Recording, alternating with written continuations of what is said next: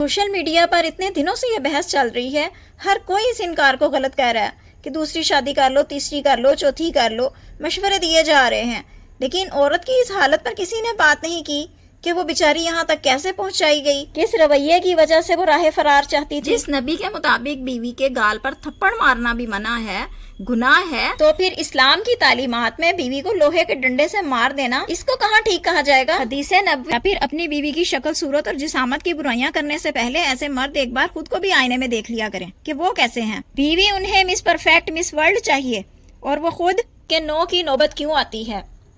ایسا مرد آپ کی کمزوریوں کو اپنا ہتھیار بنا لیتا ہے، آپ کو استعمال بھی کرتا ہے اور اپنی باتوں سے آپ کو انسیکیور بھی کرتا ہے، آپ کی باڈی شیمنگ بھی کرے گا، ایبیوز بھی کرے گا۔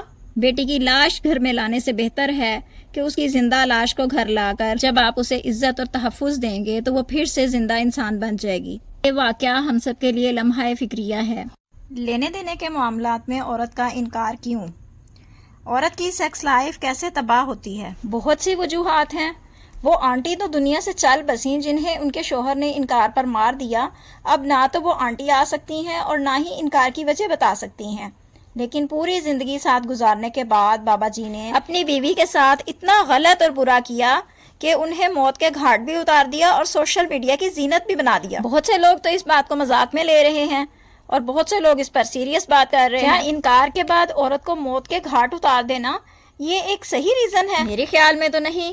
ہاں، یہ بات اپنی جگہ پر بالکل درست ہے کہ اس وقت میں حدیث شریف میں تندور کا ذکر بھی موجود ہے۔ اس سے یہ ضرور پتہ چلتا ہے کہ اس ٹائم پر بات ماننا کتنا ضروری ہے، لیکن انکار کی صورت میں قتل، یہ بات تو حدیں ہی پار کر گئی۔ جہاں نبی صلی اللہ علیہ وآلہ وسلم کی حدیث کی روح سے ثابت ہے کہ انکار نہیں کرنا چاہیے، وہیں نبی صلی اللہ علیہ وآلہ وسلم کی تعلیمات کے مطابق یہ رویہ بالکل بھی قابل قبول نہیں ہے۔ یہ بندہ روز قیامت اس بندی کی حق تلفیوں کا جواب دہ ضرور ہوگا، اس کا حساب ضرور خدا لے گا جو اس نے اس بندی کی حق تلفیاں کی اور قتل کیا، کیونکہ حقوق العباد کی معافی میں تو کوئی گنجائش نہیں۔ اللہ بھی یہ حقوق روز قیامت معاف نہیں کرے گا جب تک حقدار خود وہ زیادتی یا حق تلفی معاف نہ کر دے۔ یہ بات تو کنفرم ہم نہیں کر سکتے کہ اس واقعے میں غفلت عورت کی طرف سے تھی یا بابا جی کی طرف سے تھی، لیکن یہ بات تو صاف ظاہر ہے کہ جس آدمی نے اس بڑھاپے میں اپنی بوڑھی بیوی کو لوہے کے ڈنڈے سے مارا تو ایسے مرد نے جوانی میں کیا کیا نہیں کیا ہوگا۔ اس سے ثابت ہے کہ یہ آدمی اپنی بیوی کو جوانی میں اتنا مارتا رہا، اس کا ہاتھ اتنا کھل گیا کہ عمر کے اس حصے میں آ کر اس نے اپنی بیوی کو جان سے ہی مار دیا۔ یہ مارنا پہلی بار نہیں ہوا ہوگا۔ ایسی عورت کی زندگی ایسے مرد کے ساتھ یوں ہی مار کھاتے ہوئے گزری ہوگی اور وہ روز ذلیل ہوتی ہوگی۔ اس طرح کے مرد کے ساتھ رہتے ہوئے نتیجہ یہ نکلتا ہے کہ عورت مرد سے بیزار ہو جاتی ہے اور ایموشنل اٹیچمنٹ بالکل ہی ختم ہو جاتی ہے، دل میں ایسے مرد سے نفرت پیدا ہو جاتی ہے، طبیعت میں چڑچڑا پن آ جاتا ہے، اور پھر کہاں کی محبت؟ یہ معاملات تو محبت کے ہوتے ہیں، محبت کے معاملات محبت سے ہوتے ہیں، نفرت، غصے اور ڈنڈے سے نہیں ہوتے۔ بابا جی جیسے مرد اپنی عورتوں کے ساتھ یہی سلوک کرتے ہیں۔ ایسی صورت میں عورت کے پاس مرد کے لیے کوئی جذبات باقی نہیں رہتے تو نتیجتاً ایسا واقعہ پیش آتا ہے۔ اب آپ خود سوچیں، جو عورت مار کھاتے کھاتے بوڑھی ہو گئی، اب وہ کیا کرے گی؟ انکار ہی کرے گی نا۔ اس کے دل میں محبت کہاں ہوگی؟ کہاں ہوں گے وہ جذبات جو محبت کے بعد پیدا ہوتے ہیں؟ ان بابا جی کے اپنے بچوں کے مطابق ان کے والد غصے کے تیز تھے، نیبرز کے مطابق گھر سے مار پیٹ، چیخو پکار کی آوازیں آتی رہتی تھی۔ عادت ان کی یہ تھی کہ مارنے کے لیے جو بھی ہاتھ میں آتا تھا اٹھا کر دے مارتے تھے۔ افسوس ہے ان آنٹی پر، ان کی زندگی پر بے حد دکھ ہے۔ ایسے مردوں کو انکار ہی ملتا ہے۔ جو بھی اس ٹائپ کے ہوں گے وہ مرد دن بھر، سال بھر، زندگی بھر جب ذلیل ہی کریں گے تو ان کے ساتھ ایسا تعلق نو نو نو۔ یہ بات کیوں نہیں کوئی سمجھتا؟ اس خرابی کو سدھارنے کی کوشش کیوں نہیں کی جاتی؟ کیا یہ تعلیمات تھی نبی پاک صلی اللہ علیہ وآلہ وسلم کی؟ بیوی سے ضرورت پوری کرنے کے لیے پیار محبت کے ساتھ رہنا ضروری ہے۔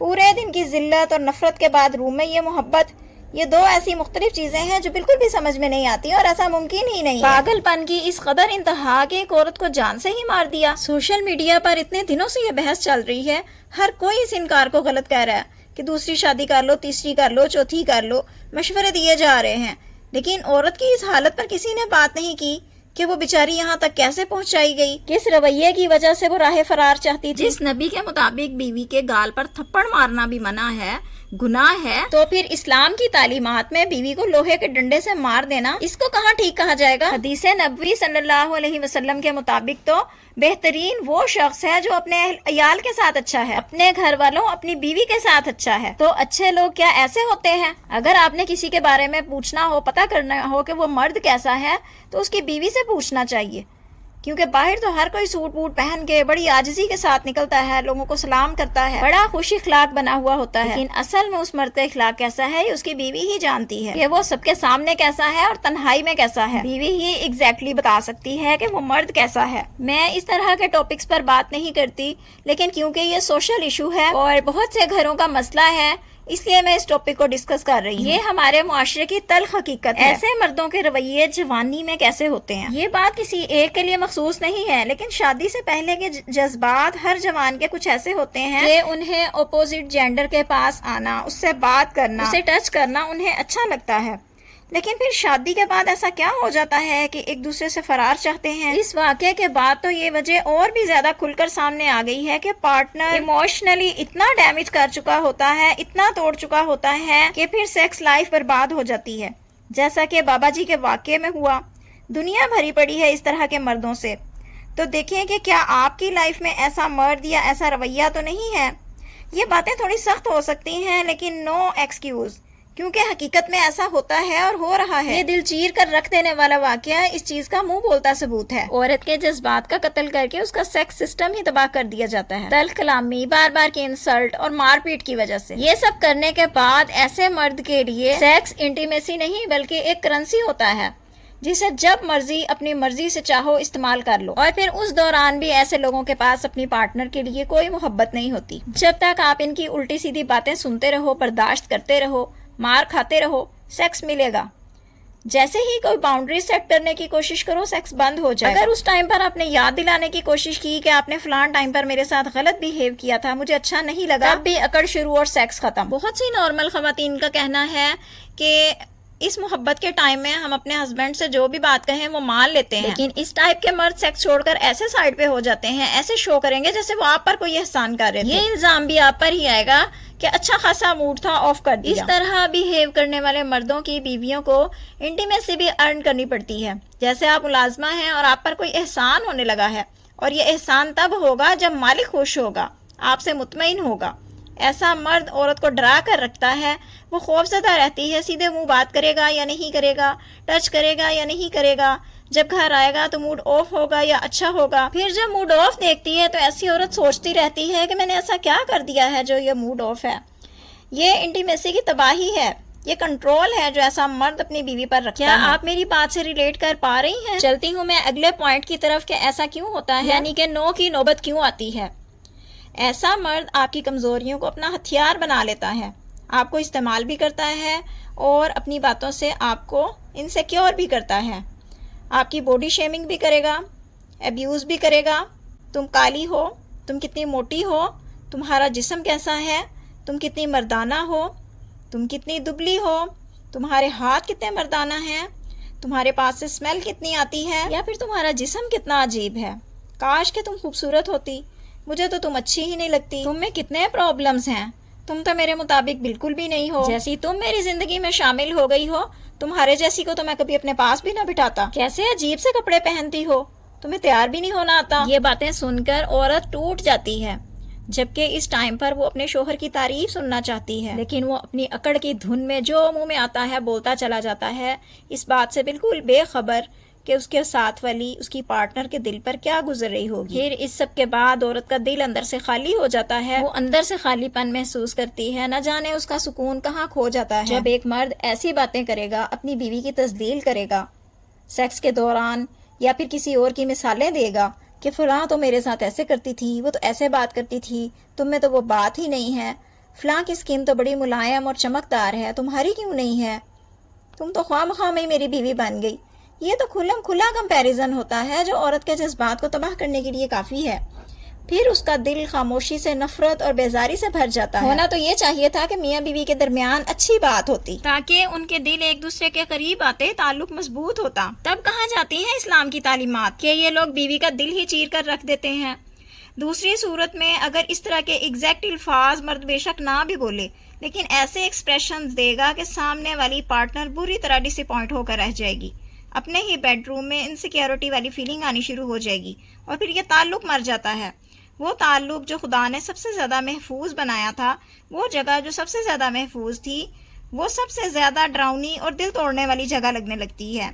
آپ خود کو اسی انسان سے چھپانے لگتی ہیں، اسی انسان سے جہاں اللہ تعالیٰ نے کوئی پردہ نہیں رکھا تھا۔ یہ انٹیمیسی نہیں ہے، بلکہ یہ وہ ایموشنل ابیوز ہے جو سیکس ٹائم ملتا ہے۔ پھر کئی بار مرد یہ بھی کرتا ہے جب وہ دیکھتا ہے کہ بیوی پوری طرح سے اس کی طرف سے ڈس اپوائنٹ ہو چکی ہے، اس سے بیزار ہو چکی ہے، تو پھر وہ کیا کرتا ہے، دوبارہ اسے خود کی طرف متوجہ کرنے کے لیے پرفیکٹ لور بن جاتا ہے۔